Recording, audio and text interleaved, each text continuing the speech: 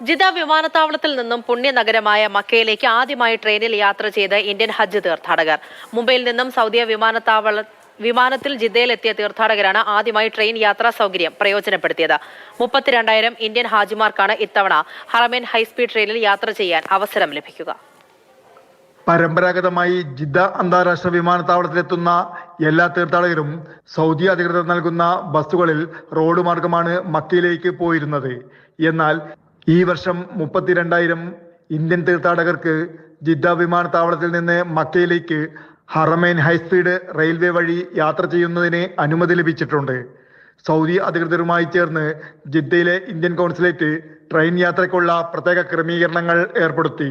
ട്രെയിനിന്റെ പരമാവധി വേഗത മണിക്കൂറിൽ 300 കിലോമീറ്റർ ആയതിനാൽ മക്കയിലേക്കുള്ള യാത്രാ സമയം പകുതിയായി കുറയും.